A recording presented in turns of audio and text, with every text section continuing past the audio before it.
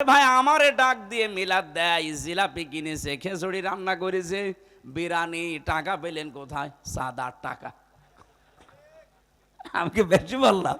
আপনি চলেন আমার কুষ্টিয়ায় কবুরহাটে খাজানগরে মিলাদ দিচ্ছে, বিশাল মিলাদ, 5,000 মানুষকে খাওয়াবে। আবার টাকা পেলেন কোথায় আপনি? আপনার নিজেরই তো চলতো না। হুজুর দোয়া করেন। কি দোয়া করবো? 7-8 টাকা।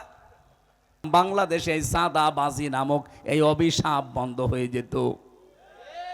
আপনার অবস্থা আমি জানি না। আমার কুষ্টিয়ায় গণসংযোগ করাকালীন আমি যে কোনো মার্কেটে ঢুকলেই হাউমাউ করে জড়িয়ে কাঁদে, হুজুর আর পারছি না।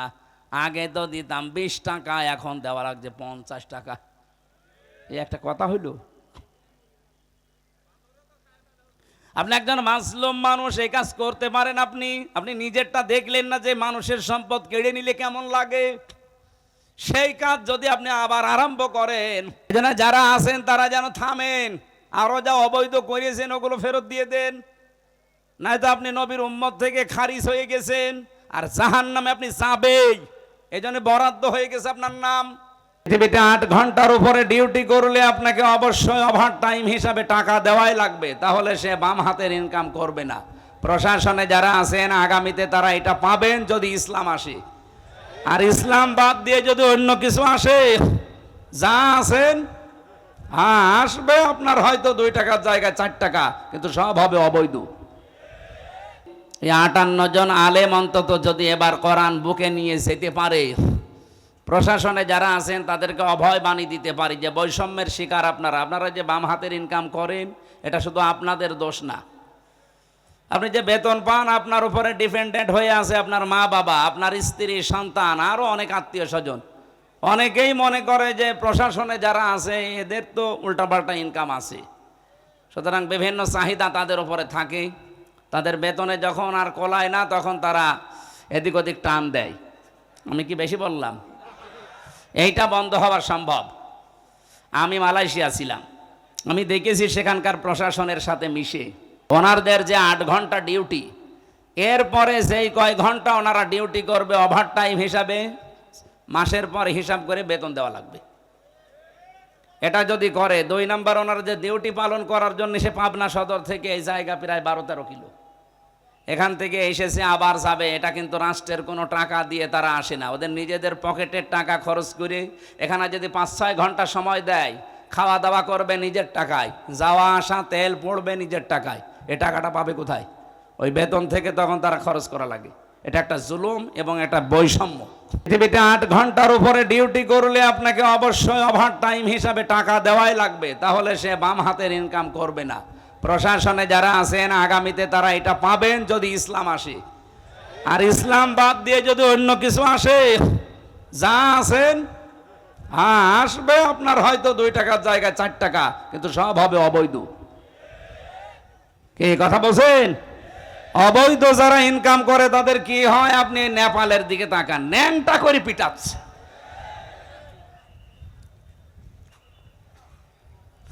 সেদিন সিঙ্গাপুরে এক হোটেলে উঠেছিলাম, নিচে নেমে দেখি 2 জন বসে বসে চা খাচ্ছে। কি আপনারা এখানে? হুজুর আমরা আগেই পালিয়েছি। আপনারা পালাইলেন কেন? যার সাথে দেখা হয়েছিল তার 620টা বাড়ি, চট্টগ্রামে বাড়ি, মন্ত্রী ছিল। আপনাদের ডিলো ছিল, ডিলো মরে যাওয়ার পরে তারে দিয়েছিল। 620টা বাড়ি। ওই দেশেও তার বাড়ি আছে। মালয়েশিয়া আছে সাহেব পাড়া, কানাডায় আছে বেগম পাড়া। বাংলাদেশে যত বাড়ি ছিল জনগণ তো আগুন লাগিয়ে দিয়েছে, শেষ করে দিয়েছে। বাইরের দেশের বাড়িতেও থাকতে পারে না, তালা লাগানো, থাকে হোটেলে।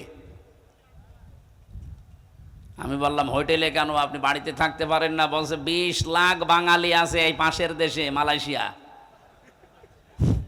যদি ওরা জানতে পারে বাইরে আমি ঘুরে বেড়াচ্ছি, পিটিয়ে ভর্তা বানিয়ে ফেলবে। এই জন্য খুব চুরি করে আসে। হুজুর দোয়া করেন। দোয়া? আপনার জন্য দোয়া আসবে? এই অবৈধ ইনকাম করে কি করলেন? এই যত টাকা পাচার করেছিলেন, এই টাকাগুলো পাচার না করে যদি দেশে আপনি কর্মসংস্থান তৈরি করে দিতেন। এই দেশের লক্ষ লক্ষ যুবকেরা এখনো বেকার, এবং বাইরে যেয়ে তারা দেখি রাস্তা ঝাড়ু দেয়, থালা বাসন মাজে, রান্না করে, টয়লেট সাফ করে।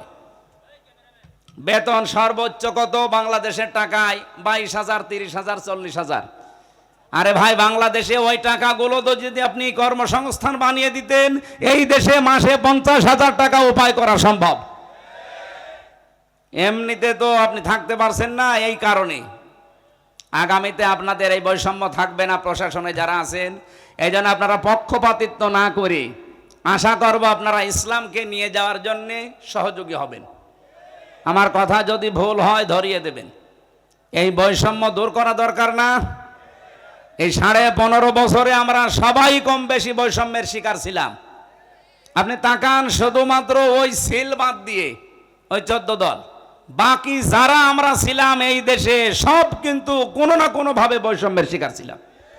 আপনি লেখাপড়া করবেন না, ফার্স্ট ক্লাস ফার্স্ট হওয়ার পরও আপনার চাকরি হবে না, পেছনে আপনার ওই যে, অথচ আমার চাইতে 10 নম্বর সিরিয়ালে ওর শুধু মার কাটা থাকার কারণে চলে যাচ্ছে আমার উপরের চেয়ারে। এইটা আগামী থেকে আর হবে না ইনশাআল্লাহ। সুতরাং যারা বিভিন্ন কারণে হয়তো এই আশঙ্কায় আছেন, যদি ইসলাম এবার না আসে, এত কাজ করে শেষে আমার ইমামতি হারাবো, আমার চাকরি যাবে, কোনো চিন্তা করবেন না ভাই। ওয়ালা তাহিনু ওয়ালা তাহজানু ওয়া আনতুমুল আ'লাউনা ইন কুনতুম মুমিনিন। সূরা আলে ইমরানে আল্লাহ ঘোষণা দিয়েছেন, ওয়ালা তাহিনু ওয়ালা তাহজানু, কোনো চিন্তা নেই, কোনো ভয় নেই, দুশ্চিন্তারও কারণ নেই। ওয়া আনতুমুল আ'লাউনা শব্দ ছিল আনতুম আ'লাউনা, মাঝখানে আলিফ লাম দেওয়া আছে কেন? আমি আরবি গ্রামার পড়তে গিয়ে দেখেছি, মুবতাদা যদি নির্দিষ্ট হয় মারেফা হয়, খবর হবে অনির্দিষ্ট নাকেরা। কিন্তু এখানে আল্লাহ খবরের আগে আলিফ লাম দিয়ে এইটাও মারেফা বানিয়ে দিয়েছেন। খবর যদি কোনো সময় মারেফা হয়ে যায়, ইফেদুল হাসরা, হাসরের ফায়দা দেয়, বাংলা অর্থ দাঁড়ায় হবেই। আল্লাহ পাক বলেন তোমরা বিজয়ী হবে না, হবেই। শেষে হর্ষাই আছে। একটা শর্ত শুধু দিলাম, ইন কুনতুম মুমিনিন, যদি মুমিন হতে পারো। সুতরাং এবার আমরা এই দেশে দেখতে পাচ্ছি, মুমিন যেভাবে তাদের ঈমানকে সংরক্ষণ করার জন্য তাদের ওয়াদাকে ঠিক মতো জায়গায় দেওয়া আরম্ভ করেছে, এভাবে যদি অব্যাহত থাকে, এই দেশে ইসলাম ছাড়া কেউ সংসদে যাবে না। আমাদের উচিত শুধু ঈমানদার হওয়া। বলেন তো বিজয় দেওয়ার মালিককে? আরো জোরে বলেন। ঈমানদার হওয়ার মালিককে? ও বলছে আল্লাহ। আল্লাহ ঈমানদার হবে? আল্লাহ তো ঈমানদার আছে, আল্লাহর নামই মুমিন। ঈমানদার হওয়ার মালিক আল্লাহ না, ঈমানদার হওয়ার মালিক আমরা।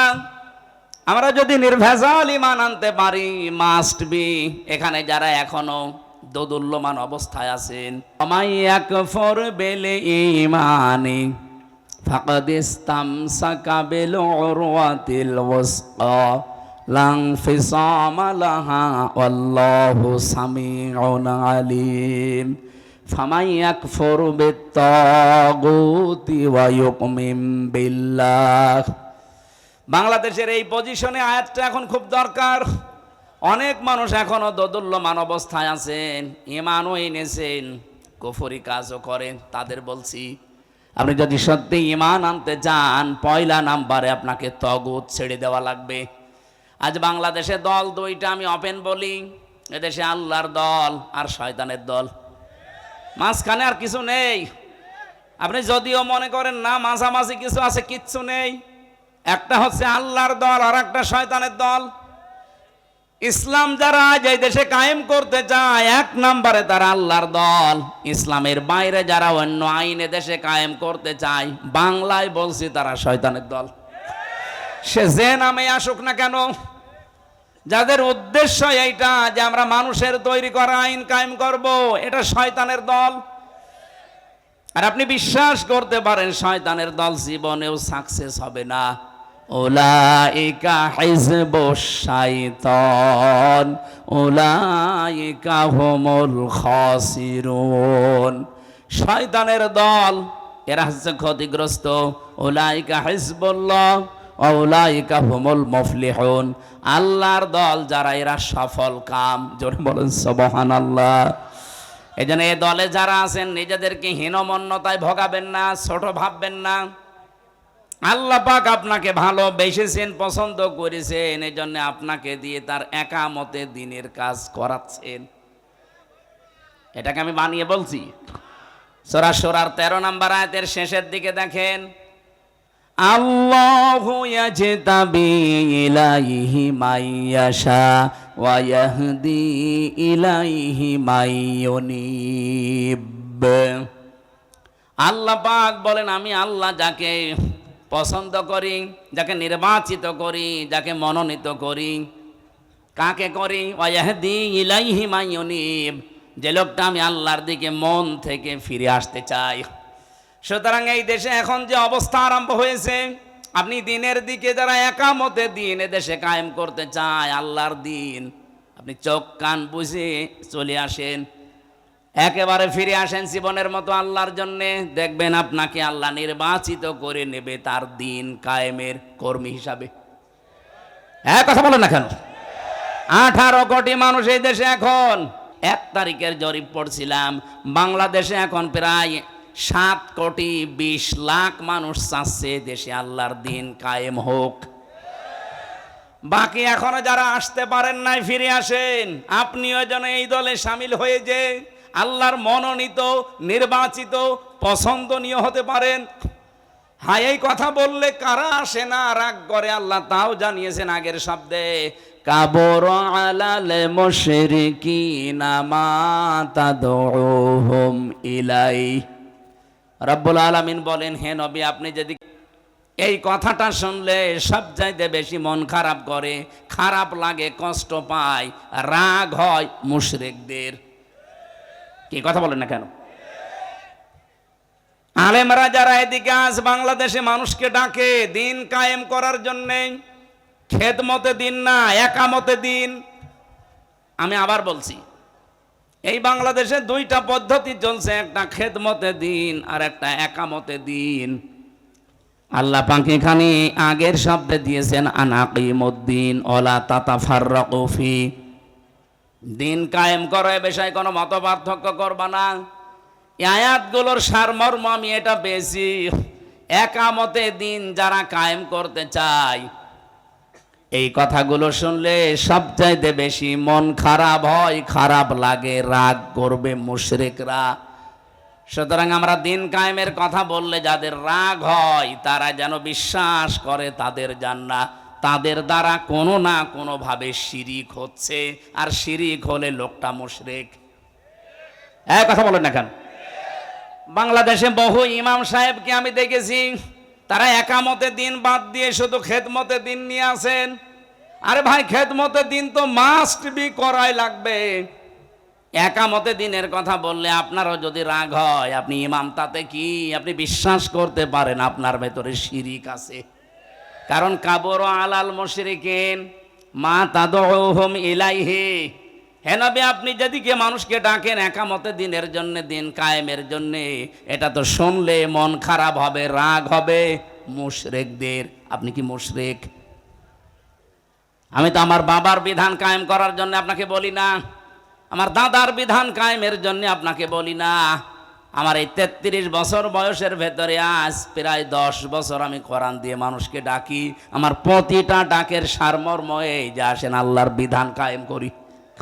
আর এটা শুনলে যাদের রাগ হয়, যারা এটাকে রাজনীতি মনে করে, আপনাদের পাশের থানা ঈশ্বরদী, আজকে 11 তারিখ 9 তারিখ আমার অনুষ্ঠান ছিল ওই থানার ভেতরে। একজন বলেছে, না, উনি আসলেই শুধু রাজনৈতিক কথা বলে। না, কি যেন আল্লাহর এক নবীর নামে নাম তার, সে যাই হোক, উনি এই কথা বলতে চেয়েছে যে না, উনি রাজনৈতিক কথা বলবে কেন? আরে ভাই, আমি কি রাজনৈতিক কথাগুলো আমি বানিয়ে বলি? বলেন, আপনার পেটের উপরে পাড়া দিলেও তো আপনি কোরআন এক রাজনীতি আছে কিনা বলতে পারবেন না। একজন আলেম যদি আমারে বাধা দিত, নিষেধ করতো, আমি মেনে নিতাম। আপনি কেন ফতোয়া দেন? অথচ দিন কায়েমের কথা বললে ফতোয়া দেওয়াও নিষেধ। আনাকিমুদ্দিন ওয়ালা তাতাফাররাকু ফি, আপনি যাই করেন এ বিষয়ে কোনো মত পার্থক্য করা যাবে না। সুতরাং বাংলাদেশে যারা পীর সাহেব আছেন, আপনি চালান আপনার কাজ, কিন্তু আপনার টার্গেট যেন থাকে জমিনে দিন কায়েম করা লাগবে। আপনি খেদমতে দিনে আছেন, করেন, দিনের খেদমতে আছেন, কিন্তু আপনার টার্গেট করা লাগবে জমিনে যেন দিন কায়েম হয়। কি কথা বলেন না কেন? এই জন্য ইমান যারা এনেছেন, আপনাদেরকে আমি বলছি, শুধু ইমান এনে অনেকে এখনো দোদুল্যমান, না জানি কি হয়। আপনি একেবারে হয় ফাইনাল থাকবেন, নাই ওই দলে চলে যাবেন। আমি তো ওপেন ঘোষণা দিয়েছি আমার বংশে যে ইসলাম এবং অন ইসলাম চলছে এই দেশে এখন, হয় আপনি ইসলামের পক্ষে থাকবেন, নাই অন ইসলামের পক্ষে থাকবেন। ওই দোদুল্যমান অবস্থায় কিন্তু যদি ইসলাম আসে, তখন আপনি বিপদে পড়ে গেলে আমারে পাবেন না। এক কথা বলেন না কেন? গত পরশু দিনও 10 জন মানুষ গোপনে এসে বলছে এতদিন ছিলাম চাই। এ ডাকসু নির্বাচনের রেজাল্ট দেওয়ার পরে আমাদের মন ঘুরে গেছে। আপনি আমাদেরকে দলে নেন, আমরা গোপনে ইসলামকে সংসদে পৌঁছানোর জন্য। 10 জনই গ্রামের মাতুব্বর, পুরা এলাকা চলে তাদের কথায়। আমি বললাম আপনাদেরকে কালেমা পড়ানো লাগবে। বলছে কালেমা জানি।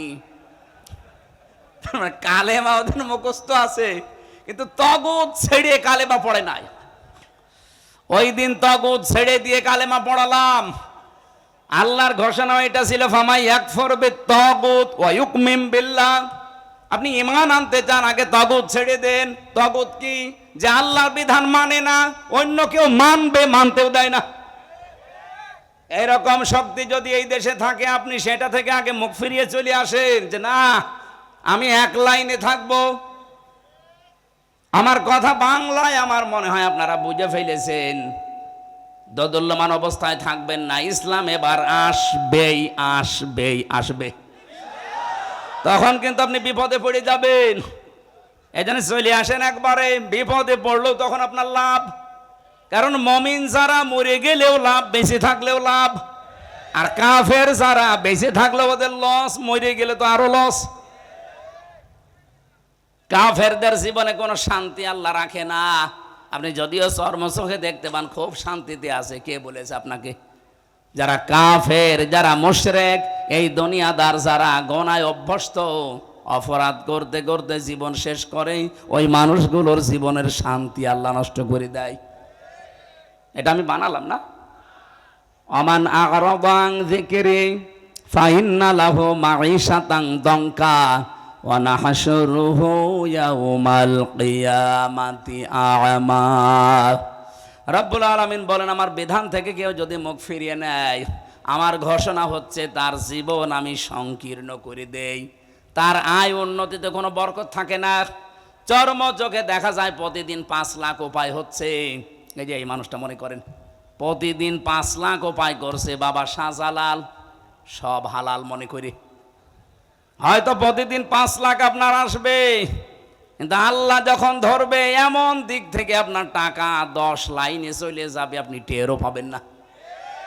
উপায় হয়েছিল 5 লাখ, প্রতিদিন যাবে এবার 7 লাখ। নেন, বাবারটা খরচ করেন। এমনকি দুনিয়ার আফসোসই শেষ না। ওয়া নাহশুরুহু ইয়াউমাল কিয়ামাতি আ'মা। এটা আরো ভয়ঙ্কর।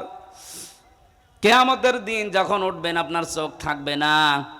রব্বুল আলামিন বলেন, অন্ধ হয়ে উঠবে, আমাকে প্রশ্ন করবে, ক্বালা রাব্বি লিমা হাশারতানি আ'মা ওয়া ক্বাদ কুনতু বাসীরা। হে আল্লাহ, আমার তো চোখ ছিল, আজকে আমারে অন্ধ করে তুললে কেন? আমার চোখ ভালো করে দাও, আমি আদম নবীকে দেখবো। যেই বলবে অমুক জিনিস দেখবো, ধমক লাগাবে আল্লাহ। ক্বালা কাযালিকা আতাতকা আয়াতুনা ফানাসিতাহা ওয়া কাযালিকা লিয়াউমা তুনসা। আমার এই আয়াতগুলো আলেমেরা, নবীরা এভাবেই তোদেরকে শুনিয়েছিল। আমার বিধানের কথাগুলো শোনার পরে না শোনার ভান করেছিলি, বোঝার পরে না বোঝার ভান করেছিলি, যেভাবে ভুলে গিয়েছিলি, আমি আজকেই কঠিন দিনে তোরে ভুলে গেলাম। তুই যে আমার বান্দা ছিলি, তুই যে আমার বান্দি ছিলি, কোনোদিন আমার কুদরতের জবানে তোর নাম আর উচ্চারণ করব না। ও পাবনাবাসী, ময়দানে মাশারে কঠিন অবস্থায় যদি আল্লাহ আপনার নাম আর উচ্চারণ না করে বলে যে আর আমি চিনি না, ও আমার বান্দা না, ও আমার বান্দি না, আমার মুখ দিয়ে কোনোদিন এই আমির হামজা নামটা আমি আর বলবো না, বলেন তো তার মতো কপাল পোড়া আর কেউ আছে? এই জন্য ফিরে আসেন আপনি অ্যাক্টিভ ভাবে। আমার আত্মের তেলাওয়াত কিন্তু আয়াত ওই রকম। সূরা মায়েদার 54 নাম্বার আয়াতটা পড়েছি আমি। এমন কিছু মেসেজ আয়াতের ভেতরে এই বাংলাদেশ সম্পর্কে আমার মনে হচ্ছে আছে। আয়াতের ব্যাখ্যা বিশ্লেষণ পড়ার পরে আমার মনে হয় যে এই মাত্র আল্লাহ এই দেশ দেখে নাজিল করলো। আপনি একটু অ্যাক্টিভ ভাবে শুনবেন, অবশ্যই কিছু পাবেন এখান থেকে। যেহেতু সিরাত মাহফিল লিখেছেন, বাংলাদেশে বেশিরভাগ মিলাদ মাহফিল হয়, সিরাত মাহফিল কম হয়। অথচ মানুষ যদি ওই মিলাদ থেকেও শিক্ষাটা নিতে পারতো, বাংলাদেশে এই সাদাবাজি থাকতো না। আমি সিরাত ইবনে হিশাম পড়ছিলাম, সিরাত বিশ্বকোষ, বিশেষ করে আর রাহিকুল মাখতুম। এখানে নবীজির জন্ম নিয়ে যে মিলাদ যারা দেন, মিলাদ মানে জন্ম, মিলাদ মানে এই মিলাদ নিয়ে যারা মাতামাতি করেন শুধু জিলাপিয়ার খিচুড়ি, তাদেরকে বলছি এই শিক্ষাটা অন্তত আপনি নেবেন। মিলাদ আপনি দেন, আমি নিষেধ করছি না, কিন্তু শিক্ষাটা নেন। মিলাদ মানে জন্ম, নবীজি জন্ম নিয়ে কি করেছিলেন। ঐতিহাসিক যারা তারা লিখছে নবীজি জন্মের পরেই 3 জন মহিলার দুধ পান করেছিলেন। 1 নম্বরে আমেনা, 2 নম্বরে উম্মে আইমান, 3 নম্বরে হযরতে হালিমাতুস সাদিয়া রাদিয়াল্লাহু তাআলা আনহা। হযরতে হালিমা বলেন আমি ওই সময় মুশরিকা ছিলাম। মুহাম্মদকে কোলে তুলে নেওয়ার পরে আমি ডান স্তন তারে দিলাম, সে পান করেছে। বাম স্তন তারে দিলাম, সে সঙ্গে সঙ্গে মুখ বের করে দিয়েছে। 1 বার 2 বার 3 বার আমি মুখ লাগালাম, 3 বারই সে বের করে দিল। জোর করে মুখ লাগাতে চাই, বের করে দেয়। আমার চোখের দিকে ইশারা দিয়ে, মানে চোখে চোখে যেন আমাকে বোঝাতে চায়, মা হালিমা জোর করেন কেন? আমার ডান স্তন অধিকার ছিল, হক ছিল, আমি পান করেছি। বাম স্তন এটা আমার অধিকার না, আমার হক না। আমি জানি আপনার সন্তান আছে, দুধ ভাই আমার, সেটা আব্দুল্লাহ।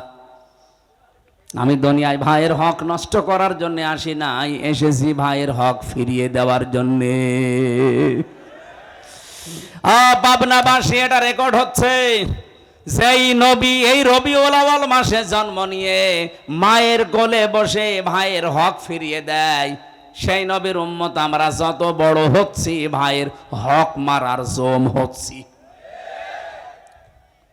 এখানে নবীজি শুধু দুধ ভাই আর আপন ভাই না, আল মুসলিম আখুল মুসলিম, মুসলমান মুসলমানের ভাই। আপনি কোন কারণে এক ভাই আর এক ভাইয়ের কাছে চাঁদাবাজি করে ওর সম্পদ নিজের কাছে রেখে দেন? আপনি কি জানেন আপনি কি হয়ে গেছেন অলরেডি? এটা আবি যাররিন রাদিয়াল্লাহু তাআলা আনহু قال قال النبي صلى الله عليه وسلم من ادعى ما ليس له فليس منا وليتبوأ مقعده من النار। মুসলিম শরীফের হাদিস। আমি কি বানালাম? বিশ্বনবী বলেন যেই জিনিস তোর না, ওই জিনিস যদি কারো কাছ থেকে জোর করে জবরদস্তি করে যেভাবেই হোক নিজের দখলে কেউ রেখে দেয়, 2টা শাস্তি তার শুরু হবে। 1 নম্বরে ফালাইসা মিন্না, ওই দিন থেকে সে আর নবীর উম্মত নেই। 2 নম্বরে ওয়ালিয়াতা বাওয়া মাকআদাহু মিনান নার, সে যেন জাহান্নামে নিজের একটা স্থান বরাদ্দ করে নিল। আমার তো মনে হচ্ছে 1 বছর 1 মাসের ভেতরে বহু মানুষ চাঁদাবাজি করে নবীর উম্মত থেকে বের হয়ে গেছে। আপনি যার সম্পদ নিলেন চাঁদাবাজি করে, ওটার মালিক কি আপনি? বলেন। হ্যাঁ, এখানে ব্যাখ্যায় একটা কথা পেয়েছি, জিনিসটা যদি আপনারই হয় আর আপনি যদি ওটা ফেরত পান, তাহলে এই হাদিসের যে শাস্তি তার আওতা মুক্ত থাকবেন। বোঝেননি?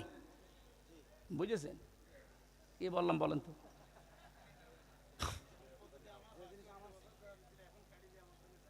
হ্যাঁ ঠিক আছে, এই যে যারা ইসলামী ব্যাংকের নামে অপবাদ দেন যে ওরা ছিনতাই করে নিয়েছে, আপনি এত বড় মিথ্যা কথা বলতে পারলেন? ইসলামী ব্যাংক আপনার বাবার, যাদের ব্যাংক তারা ফেরত পেয়েছে। কথা বলছেন না কেন? যারা মাথার ঘাম পায়ে ফেলে ব্যাংকটা বানিয়েছে তারা আজকে ফেরত পেয়েছে, হাত ছাড়া হয়ে গিয়েছিল। সুতরাং তারা এই হাদিসের শাস্তির আওতা মুক্ত থাকবে। তারা আপনার জিনিসও যদি এভাবে হাত ছাড়া হয় আপনি পান, কিন্তু আমরা দেখতে পেয়েছি যতটুকু পাওয়ার কথা তার চাইতে 50 ডবল অনেকে বেশি পেয়ে গেছে। আপনি হয়তো এই 15.5 বছরে 5 কোটি টাকা হারিয়ে ফেলেছিলেন যেভাবেই হোক, এখন তো দেখলাম 1 বছর 1 মাসে আপনি 100 কোটি টাকার মালিক। সব ফেরেশতা জিবরাইল দিয়ে গেল।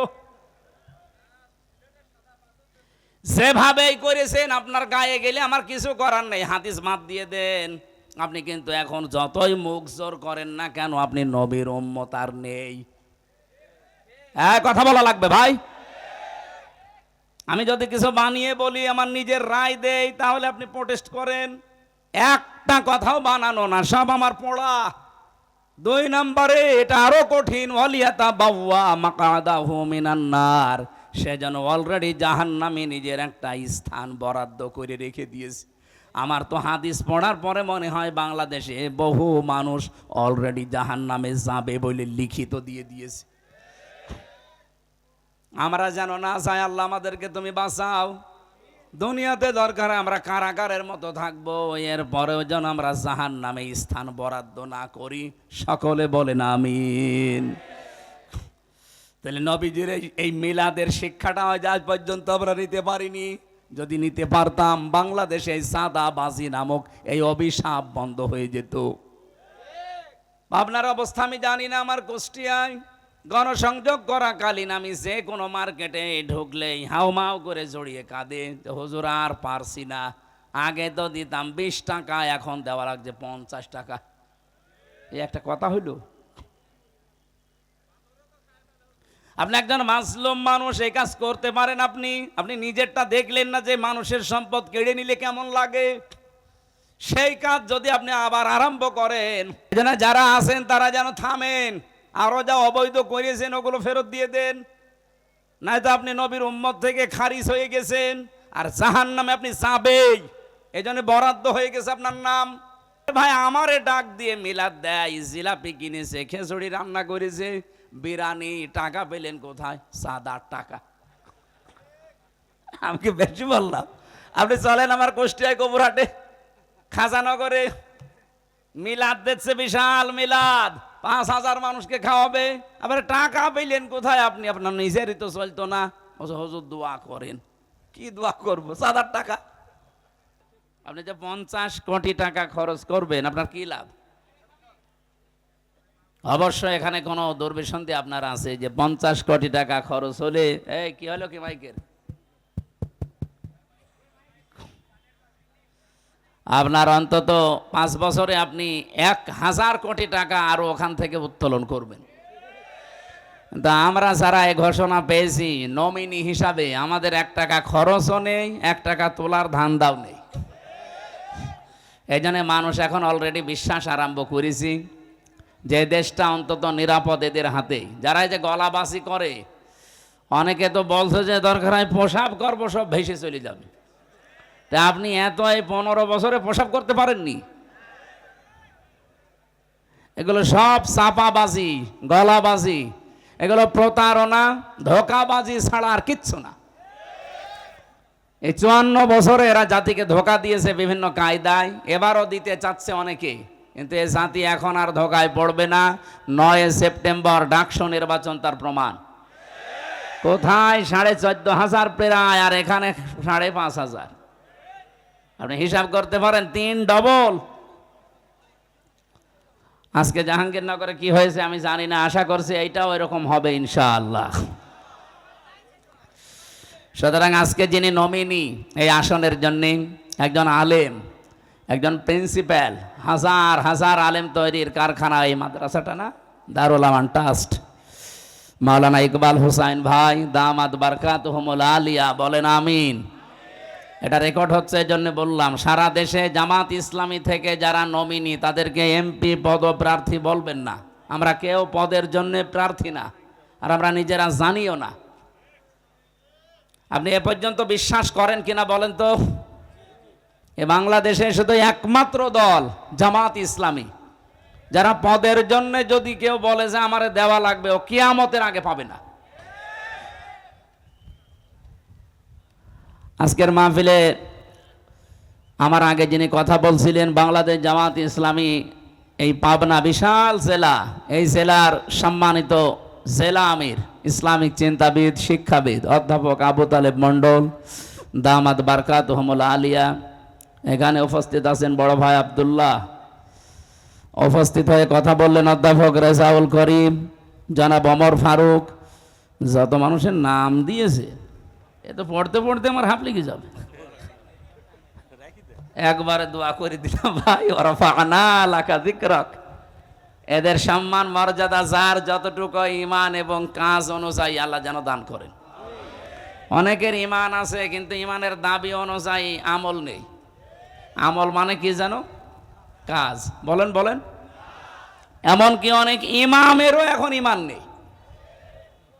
এখনো পর্যন্ত এই অবস্থা দেখে অনেক ইমামও এই টেনশনে আছে, যদি ইসলামের পক্ষে অ্যাক্টিভ ভাবে কিছু করি, আর যদি ইসলাম এবার না আসে তাহলে আমার ইমামতি থাকবে তো? আপনি ইমামতি নিয়ে আসেন, আর আপনার এই ধারণা কেন হয় যে এবার ইসলাম আসবে না? বলেন। ছেলে যদি এলাকার মাইকে ঘোষণা দেয় যে আমার বাবার সম্পদ আমি পাই কি না পাই, মানুষ তারে পাগল বলবে না? আর পাগল যদি একবার নাম হয়ে যায় তারে পাঠাবে কোথায়? তা আমার মনে হয় আপনাদের জেলায়ও পাগল আছে এবং তার নামও অলরেডি সারা দেশে ছড়িয়ে গেছে, তারেও এখানে রেখে দেওয়া দরকার। পাগল তো বাইরে থাকলে সমস্যা। ওদিকে কিশোরগঞ্জে একজন আছে, তার নামই পড়ে গেছে ফজু পাগলা। অনেক সেদিন দেখলাম লাইভ করে বলছে, আমার এই নামটা দিয়েছে মুফতি আমির হামজা কুষ্টিয়া, আমি নাকি ওনার নাম দিয়েছি। আপনি নিজে যে পাগল, পাগলও মনে হয় বলে না যে আমি পাগল। এক কথা বলে, আমি গিয়েছিলাম হিমায়তপুরে কিছুদিন আগে, দেখলাম পাগল অনেক নেই, অনেকে চলে গেছে। কর্তৃপক্ষ যেটা ছিল, আমি বললাম যে পাগল হুজুর সব চলে গেছে, যদি পান পাঠাবেন। তা আমার মনে হয় এই যে নতুন নতুন যেগুলো তৈরি হচ্ছে এগুলো পাঠানো দরকার। এই জন্য ইমাম যারা আছেন, আলেম যারা আছেন, তাদের তো অন্তত এই যে ঝড় উঠেছে, এই ঝড়ের দিকে তাকিয়ে অ্যাক্টিভ হওয়া দরকার আরো বেশি। আমরা যদি সত্যিই যেতে পারি ইসলাম নিয়ে, এবার সবচাইতে বেশি অধিকারের কথা বলবো আলেমদের। এই কথা বলেন না কেন? এরপরে যারা দায়িত্বে আছে জনগণের, প্রশাসনের, একটা বিরাট বৈষম্য চলছে প্রশাসনে। এই 54 বছরেও তারা অনেকেই এই কাজ করেনি। আমরা আগামী থেকে ইসলাম যদি নিতে পারি, ইনশাল্লাহ কথা দিতে পারি এগুলো করব। ভারতের মতো জায়গায়, বিশেষ করে পশ্চিমবঙ্গে, মমতা ব্যানার্জি একজন মহিলা হিন্দু, সে তার খতিবদের, ইমামদের, মুয়াজ্জিনদের, খাদেমদের 4 রকম জায়গায় সে বেতন দেয় রাষ্ট্রের পক্ষ থেকে। আর আমাদের 92% মুসলমান, আমরা এখনো এই 54 বছরে ইমামদের, খতিবদের, আলেমদের এই ব্যবস্থা করতে পারি নাই। এমনকি একটা দুঃখজনক সংবাদ, যিনি দায়িত্বে আছেন উনি 2 নবীর নাম নিয়ে বসে আছেন। ডক্টর মোহাম্মদ ইউনুস, কয় নবীর নাম? মোহাম্মদ একটা, ইউনুস একটা। অথচ গানের মাস্টার নিয়োগ দেওয়া হয়েছে এই দেশে 1 থেকে 5 পর্যন্ত। একটা আলেম নিয়োগ দেওয়া হয়নি ধর্মীয় শিক্ষক হিসাবে। কথা বলেন না কেন? এ দাবি আমরা জানাই। যিনি আছেন উনি তো ঘোষণা দিয়েছে যে ফেব্রুয়ারির 12 তারিখে উনি নির্বাচন দিয়ে বিদায় নিয়ে চলে যাবেন। যান, কিন্তু এমন একটা কিছু করে যান আপনি যেন অমর হয়ে থাকতে পারেন। 92% মুসলমানের এই দেশে আমাদের সবার দাবি এইটা, আপনি অন্তত যাওয়ার আগে 1 থেকে 5 পর্যন্ত ধর্মীয় একজন শিক্ষক, মাওলানা নিয়োগ দিয়ে যান। এ দাবি করেন না আপনারা? কারা কারা করেন দেখি? লিল্লাহে তাকবীর। দেখেন তো, হাত তোলেনি কে? দেখেন, আলহামদুলিল্লাহ। এটা ওনার কান পর্যন্ত যদি নাও যায় আরো সে চলে গেছে। ইব্রাহিম আলাইহিস সালামের পক্ষে একটা ব্যাং থাকার কারণে তার প্রসাব পাক হয়ে গেছে। আমরা কোরআনের পক্ষে আছি আজকে, যে হাত তুললাম কিয়ামতের দিন এটা যেন নাজাতের কারণ হয়। সম্মানিত উপস্থিতি, ওনাকে আহ্বান জানাচ্ছি। দ্বিতীয় নম্বরে যেটা আমরা করতে চাই, আমাদের অন্তত মনে আছে আমরা 58 জন আলেম এই বাংলাদেশে জামাত ইসলামী থেকে নমিনেশন পেয়েছি, নমিনি 58 জন, বাকি অন্যান্য সাইটের আছে, তার ভেতরে আমরা এখানে 2 জন আছি। ওনারা আছে অধ্যাপক হিসাবে সেই কয়েকজন, তাদের ভেতরে আপনি বলেন আর সিরাত কি, সিরাত শোনাবেন আপনাদেরকে আমি আজকের তেলাওয়াত কি তো আয়াত যেটা সূরা মায়েদা, তাফসির যদি কেউ করতে চায় কোনো আয়াত থেকে, উসুলে তাফসিরের নিয়ম হচ্ছে 15টা। তার আগের আয়াত পরের আয়াতের সাথে সম্পর্ক কি আছে এটা আগে জানা লাগে। আসেন আমরা তেলাওয়াত কি তো আয়াত থেকে আগে আরম্ভ করি, নাকি শেষ করে দেব? ঘন্টা খানেক সময় নিয়েছিলাম না? জবান খুলে আগে কোরআনের এই সোনালী আয়াত একটু পড়েন। আউযু বিল্লাহি মিনাশ শাইতানির রাজিম। ইয়া আইয়ুহাল্লাযীনা আমানু মাইয়ারতাদ্দা মিনকুম আন দীনিহি। রব্বুল আলামিন বলেন, আগে নামকরণটা বলা দরকার। তাফসিরের যে মূল নীতির প্রথমে হচ্ছে শুদ্ধ তেলাওয়াত করে মাতৃভাষায় অর্থ করা, এরপরে নামকরণ, এরপরে ঐতিহাসিক প্রেক্ষাপট। আপনারা মনে হয় শুনছেন না, আছেন? প্রথম নাম্বারে নামকরণের ভেতরে পেয়েছি মায়েদা, মানে দস্তরখানা। মায়েদা মানে তামাম পৃথিবী আমাদের জন্য আল্লাহ দস্তরখানা বানিয়ে রেখেছেন। আপনি তাকান, কোন দিকে তাকাবেন সেই দিকে আল্লাহ রিজিক ছিটিয়ে রেখেছেন। যেখানেই তাকাবেন সেখানেই রিজিক। পানির ভেতরে আল্লাহ রিজিক ছড়িয়ে রেখেছেন, জমিনের উপরে আল্লাহ রিজিক ছড়িয়ে রেখেছেন, আকাশেও আল্লাহ রিজিক ছড়িয়ে রেখেছেন। এ তামাম দুনিয়াটাই আমার আল্লাহর ভাষায় মায়েদা, মানে দস্তরখানা, খাবারের প্লেট। এই জন্য খাবার নিয়ে কোনো চিন্তা টেনশন আপনার দরকার নেই। যেই জিনিসের দায়িত্ব আল্লাহ নিয়েছেন ওই জিনিস নিয়ে টেনশনে ভুগি আমরা, আর যেটার দায়িত্ব আল্লাহ নেয়নি ওইটার দায়িত্ব আমরা পালনই করি না। আল্লাহ রাব্বুল আলামিন কিন্তু রিস্কের দায়িত্ব নিয়েছেন, এই জন্য ওনার নাম রাজ্জাক। নাম কি? ইন্নাল্লাহা হুয়ার রাজ্জাকু যুল কুওয়াতিল মাতিন। জোরে বলেন আল্লাহু আকবার। ওমা মিন দাব্বাতিন ফিল আরদি ইল্লা আলাল্লাহি রিজকুহা। জমিনে এমন কোন বিচরণশীল জীব নেই যার রিস্কের দায়িত্ব আমি আল্লাহ নেইনি। তার মানে রিজিক নিয়ে আপনার টেনশনের কোনো কারণ নেই, আপনি না খেয়ে মরবেন না। কিন্তু যেটা আল্লাহ দায়িত্ব নেয়নি সেটা নেক আমল। আপনার ঈমান আমল যদি ঠিক না হয়, কিয়ামতের দিন কিন্তু আপনি আল্লাহর পাকড়াও থেকে পার পাবেন না, ধরা খেয়ে যাবেন। এই জন্য ওইটা আগে ঠিক করেন, কোন দিকে দৌড়াচ্ছেন আপনি। আল্লাহ এখানে যদিও ঈমানদারকে ডাক দিয়ে জানিয়েছেন, যারা ঈমানের দাবি করো তারা শোনো, মাইয়ারতাদ্দা মিনকুম আন দীনিহি। তোমাদের ভেতরে যে ব্যক্তি আল্লাহর দিন থেকে, তার বিধান থেকে মুখ ফিরিয়ে চলে যাবে। এখানে এরতেদাদ ভাবে ইফতিয়াল থেকে এসেছে। এর বাংলা অর্থ হচ্ছে কেউ যদি সত্য থেকে মুখ ফিরিয়ে জানা শোনার পরে মিথ্যার দিকে এগিয়ে যায়। এদেশের পাগল কেউ যদি জিজ্ঞাসা করেন যে আপনি যে ফিরে যাচ্ছেন বিভিন্ন দোহাই দিয়ে, কোন দিকে যান? আপনি আল্লাহর তৈরি করা আইন যারা কায়েম করতে চান তাদের নামে কত রকমের ট্যাগ লাগিয়ে যাদের দিকে যাচ্ছেন, তাদের কি কোনো আদর্শ আছে, চরিত্র আছে? এদের নাম আপনি ট্যাগ দিয়েছেন রাজাকার, আলবদর, বিভিন্ন নাম দিয়ে তাদেরকে জাতির সামনে কালার করে আপনি যাচ্ছেন কোন দিকে? এদের চাইতে যদি ভালো জায়গায় যেতেন আমি বুঝতাম যে হ্যাঁ ঠিক পথে আছেন। কিন্তু এদেরকে ছেড়ে আপনি যেখানে যাচ্ছেন তারা তো আল্লাহর তৈরি করা আইনই বিশ্বাস করে না। কথা বলুন। তারা তো বলেছে শরিয়া আইনে আমরা বিশ্বাস করি না। আপনি যাচ্ছেন কোন দিকে?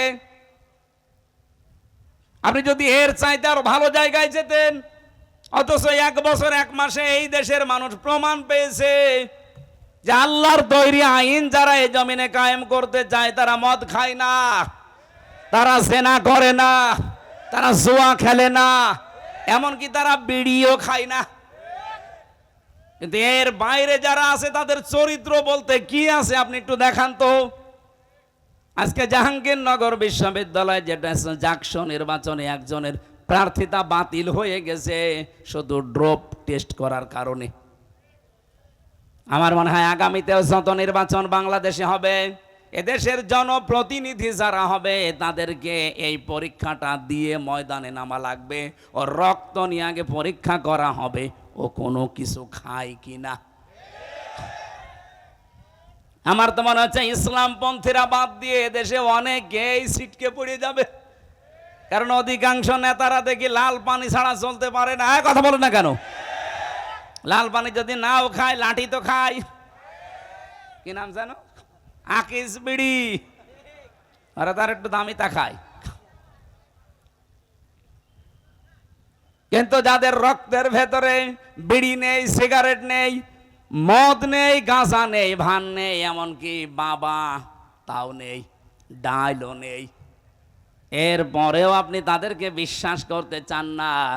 আরে তারা তো প্রমাণ দিয়েছে। আপনার এই পাবনার 2 জন, মাওলানা মতিয়ার রহমান নিজামী, মাওলানা আব্দুস সোবহান, আপনাদের নিজেদের সামনে উনি 7 বারের না কয়বারের এমপি ছিল?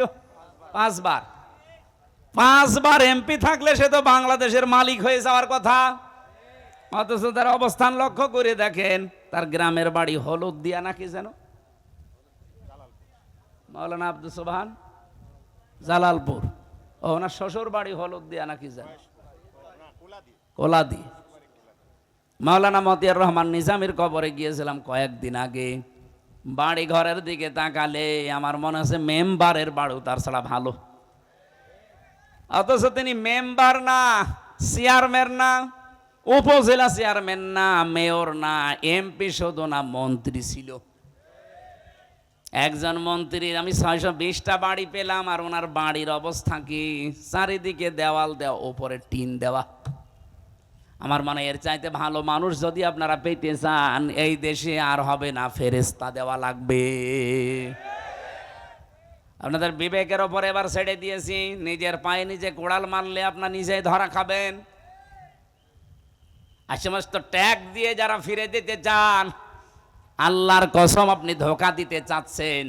আপনি জীবনেও ধোঁকা দিতে পারবেন না আল্লাহকে এবং ইমানদারকে। যারা সত্যিকারের ঈমান এনেছে তাদেরকে এই দেশের কোনো মুনাফিক ধোঁকা দিয়ে বোকা বানাতে পারবে না, বরং তারা নিজেরাই ধোঁকায় পড়ে মরবে। ইখাদিউনা আল্লাহা ওয়াল্লাযীনা আমানু ওয়া মা ইয়াখদাউনা ইল্লা আনফুসাহুম ওয়া মা ইয়াশউরুন। ওরা আল্লাহকেও ধোঁকা দিতে চায়, এমনকি ইমানদারকে ধোঁকা দিয়ে বোকা বানিয়ে নিজেদের স্বার্থ সিদ্ধি করতে চায়। আল্লাহ বলেন আমি আল্লাহ তো ধোঁকায় পড়ি না, এমনকি আমার ইমানদারকেও তারা ধোঁকা ফেলতে পারে না। নিজেরাই নিজেদের ধোঁকায় পড়ে মরে, কিন্তু টের পায় না। আজ বাংলাদেশে যদি সত্যি আপনি ইমানদার দাবি করে থাকেন, জীবনেও মুনাফিকের ধোঁকায় আপনি পড়বেন না। মুনাফিকদের ধোঁকায় যেমন আল্লাহ পড়ে না, ইমানদারও বলুন। আর আপনি যদি ধোঁকায় পড়ে যান, আপনি বুঝবেন আপনার ইমানের সমস্যা ছিল। আল্লাহ নিজে বলছেন আমিও ধোঁকা খাই না, আমার ইমানদার যারা তারাও ধোঁকা খায় না। এরপরেও যদি কেউ ধোঁকা খেয়ে বোকা বনে যান আর আপনার মাথার উপরে কাঁঠাল ভেঙে ওরা স্বার্থ সিদ্ধি করে, আপনি বুঝবেন আপনার ইমানে সমস্যা ছিল। এই জন্য ইমানটা নির্ভেজাল করেন, আপনি ধোঁকা খেতে পারেন না। মন থেকে যদি কেউ অ্যাক্টিভ ভাবে দেশে দিন কায়েমের জন্য রাস্তায় নেমে পড়ে, তামাম দুনিয়া দিয়ে দিলেও তাকে আপনি ফিরাতে পারবেন না। পাবনাবাসী খুব খেয়াল করে শুনবেন এই জায়গায়। সুতরাং আপনার কাছে স্পষ্ট কারা এদেশে আল্লাহর দিন কায়েম করতে চায় আর কারা দিনের বিরুদ্ধে আছে। সুতরাং এই কথা জানার পরেও যদি কেউ আল্লাহর দিন থেকে বিভিন্ন ট্যাগ দিয়ে ফেরত যান, কি হবে জানেন আপনি? এদিকে তাকান, এই ছেলে বসো। 1-1.5 ঘন্টা বসে থাকতে পারে না ভেতরে। ওর বিয়ে দিলে বউ টেকবে? ডায়াবেটিস আছে তাতে কি? প্রসাব পায়খানার জন্য গেলে যেতে পারেন, অথবা বিড়ি খাওয়ার যদি নেশা থাকে খেয়ে চলে আসবেন। কিন্তু ভালো লাগছে না এই জন্য চলে যান, আপনার খবর আছে। আমার আয়াতের দিকে খেয়াল করে আমি বলছি, আমি বানিয়ে বলছি না। আল্লাহ পাক বলেন কি করব জানো?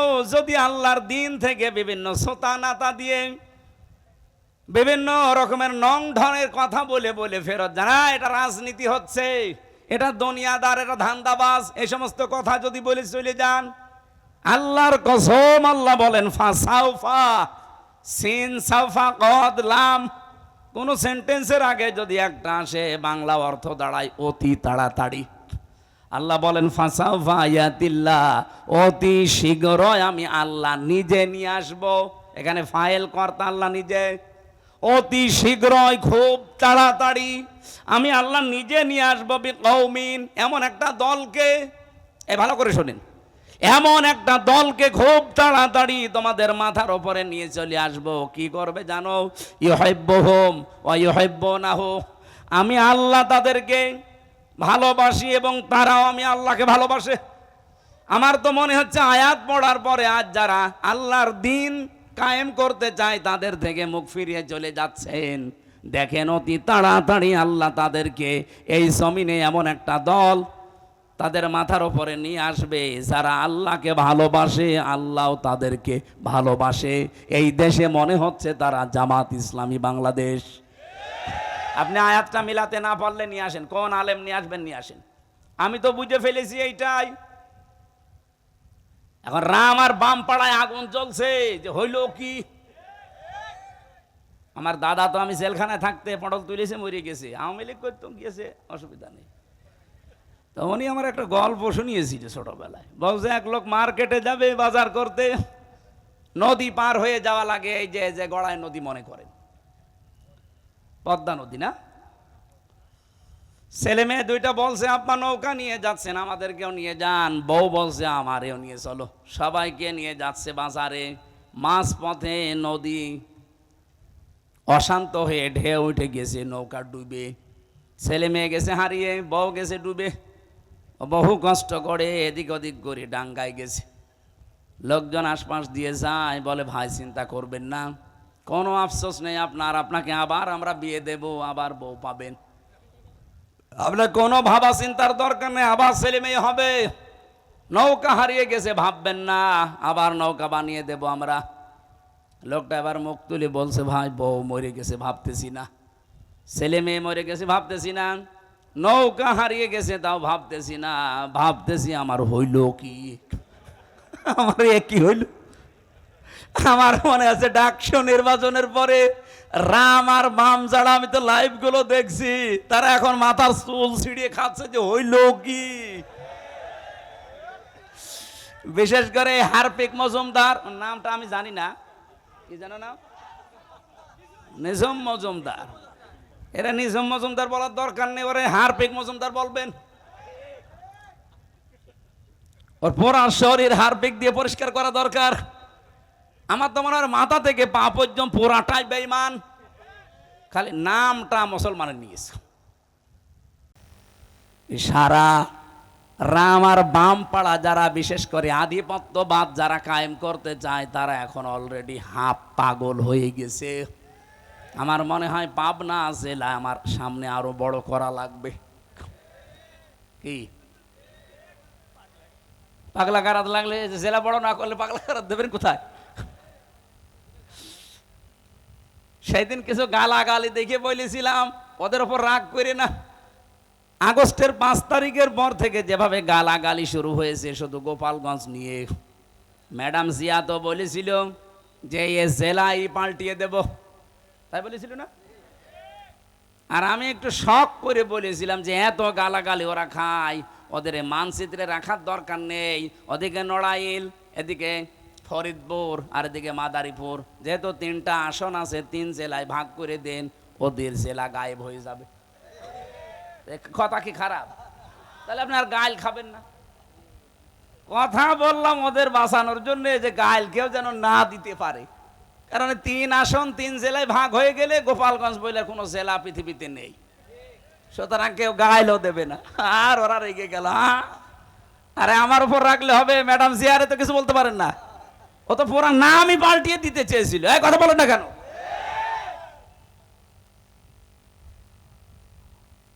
মত গয়সি কম পড়েছি কোরআনে, যে ওরা মরবে, হিংসায় জ্বলে পুড়ে মরবে।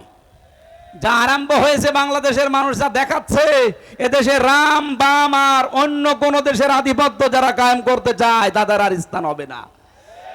এই কথা বলেন না কেন? এই দেশ চলবে মানুষের, এই বিশেষ করে এই 24-এর সিদ্ধান্ত অনুযায়ী। আমি 47 দেখিনি, আমি 52 দেখিনি, আমি 71 দেখিনি, কিন্তু অস্বীকার করি না। কিন্তু যেটা দেখেছি এই 24, এই অনুযায়ী দেশ চললে আমার মনে হয় দেশটা শান্ত থাকবে।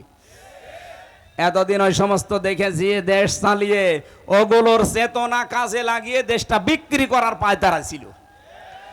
24 যারা ধারণ করে এই মানুষগুলো জীবন থাকতে দেশ বিক্রি হতে বলেন বলেন। এই জন্য আগামীর সিদ্ধান্ত কিন্তু একটু কঠিন। বদরের ময়দান আমরা দেখিনি, কিন্তু আগামীতে হয়তো বদরের ময়দান আসতেছে। বদরের ময়দানে নবীজি বলেছিলেন, আমার কেমন যেন লাগছে, কারণ বাবার বিরুদ্ধে ছেলে অস্ত্র ধরবে, স্বামীর বিরুদ্ধে স্ত্রী অস্ত্র ধরবে, দোলা ভাইয়ের বিরুদ্ধে শালা অস্ত্র ধরবে। এরকম কঠিন ময়দান নবীজি নিজেও ইতস্তত করছিলেন। সাহাবা একরামের মনের দিকে তাকিয়ে যে কি না কি হয়, একজন যুবক বললেন, আপনি কোনো চিন্তা করবেন না। আমার মনে হয় বাংলাদেশে এই ময়দান সামনে এবার আসতেছে।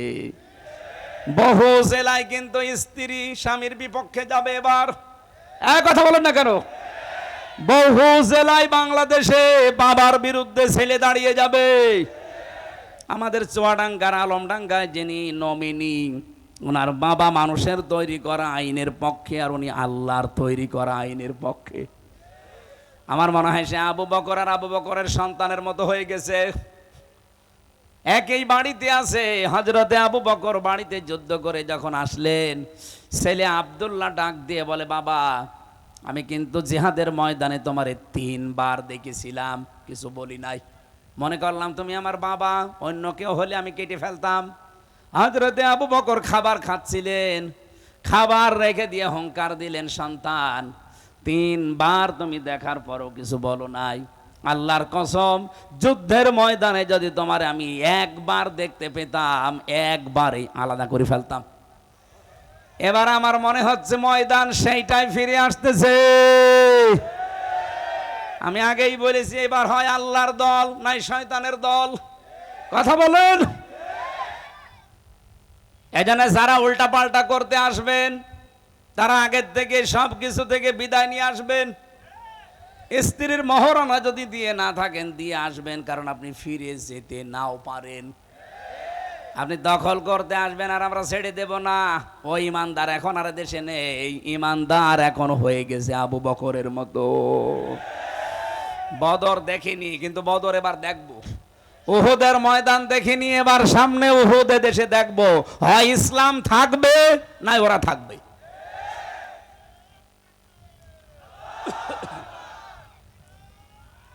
ভাই আমাকে শেষ করতে দেন।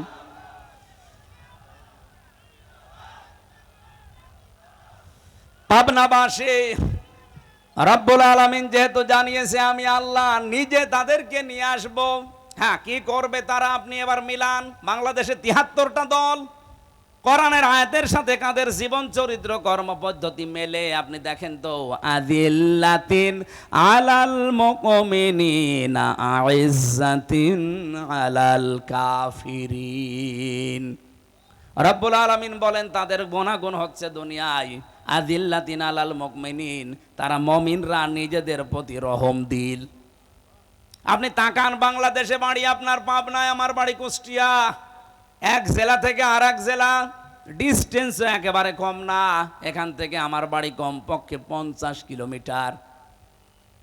অথচ আমার মনে হয় যারা দিন কায়েম করতে চেষ্টা চালাচ্ছে এই দেশে, যেতে রেজাউল ভাই এই চেষ্টা করে, আমির হামজাও করে, আমার কাছে আমার মনে হয় আমার আপন ভাইয়ের চাইতে এটা মহাব্বতের বেশি।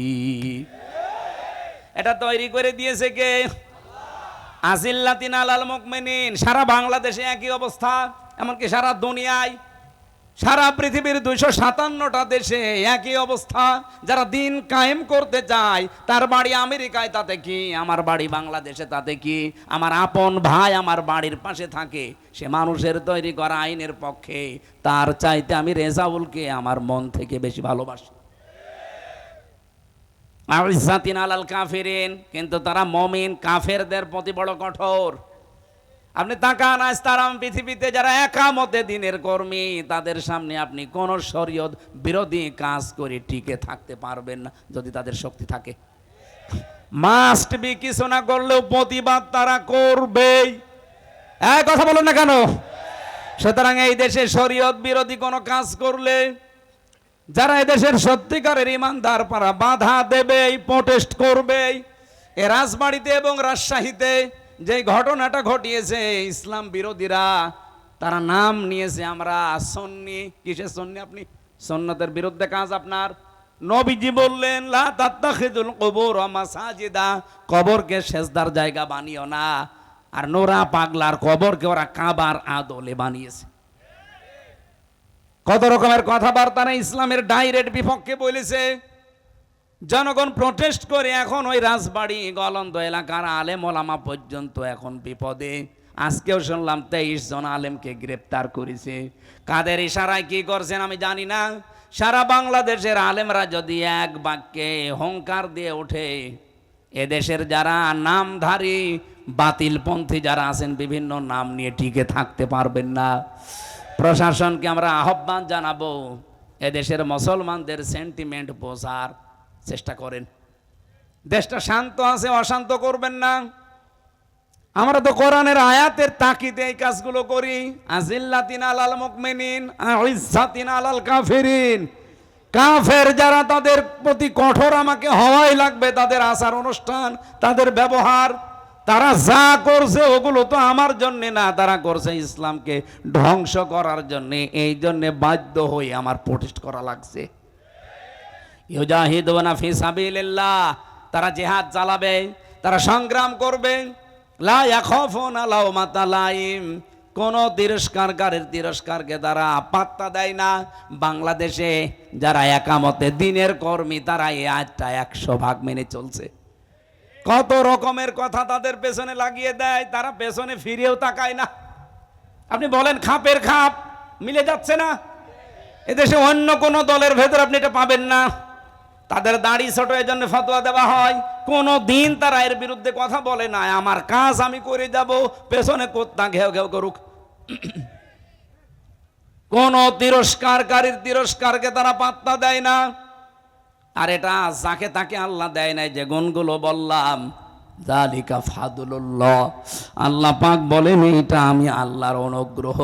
ইউতিহি মাইয়াশা, যাকে ইচ্ছা আমি আল্লাহ এটা দান করি। সুতরাং এই দেশে যারা একামতে দিনের কর্মী আছেন, আপনি নিজে নিজে আনন্দ পাবেন আল্লাহ আপনাকে নির্বাচিত করেছেন। নয়তো আপনার ভেতরে মুমিনদের প্রতি মহব্বত দিত না। কাফেরদের আচার অনুষ্ঠান, তাদের প্রতি এমন কঠোর হওয়ার মনোভাব আল্লাহ তৈরি করে দিত না।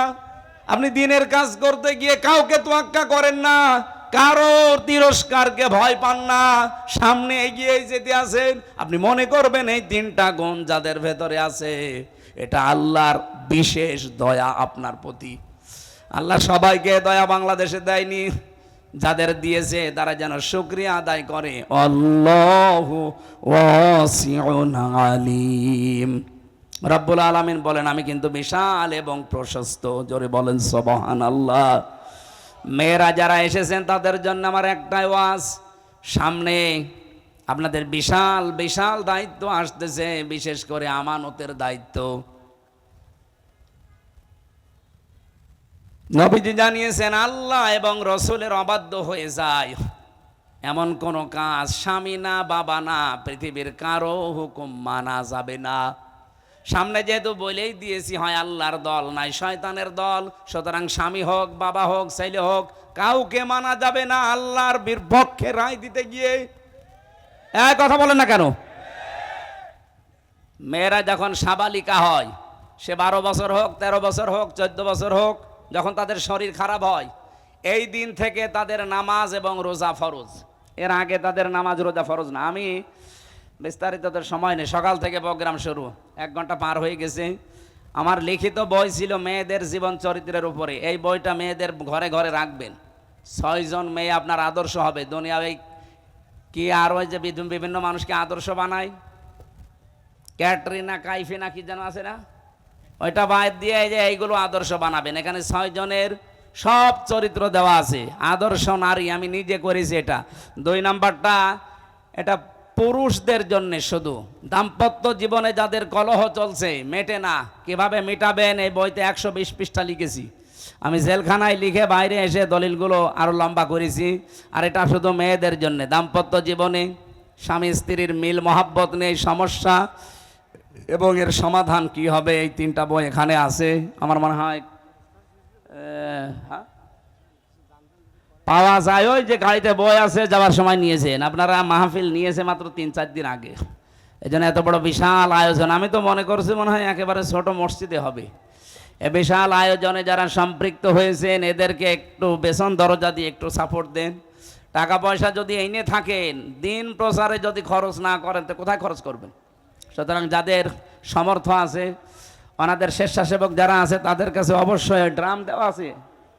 স্বেচ্ছাসেবক থাকলে মাস্ট বি দিয়ে যাবেন। আপনার একটা নিয়ত করি, এই নিয়তটা কার্যকর হবে ইনশাআল্লাহ। সম্মানিত মা বোনেরা, তাহলে নামাজ এবং রোজা আপনার ফরজ হচ্ছে যেদিন আপনার শরীর খারাপ শুরু হবে, ওই দিনের পর থেকে আপনারা আপনার স্বামীকে জানিয়ে দেবেন যে মেয়ের অবস্থায় এই, আপনার স্বামীও যেন কঠোর হয় সন্তানের উপরে, নামাজ যেন বাদ না যায়। আল্লাহ আমাদের তৌফিক দিন। আমি আর লম্বা করতে পারছি না। আগামী থেকে এই একটা চাপ চলছে, এটা চলে গেলে আমরা আবার বিস্তারিত কথা বলবো ইনশাআল্লাহ। আল্লাহুম্মা আমিন।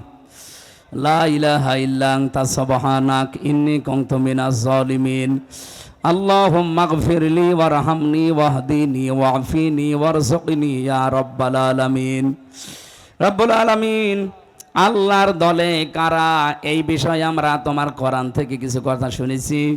যতটুকু শুনলাম বুঝলাম, এই আয়াতটা জীবনে সেট করে দাও।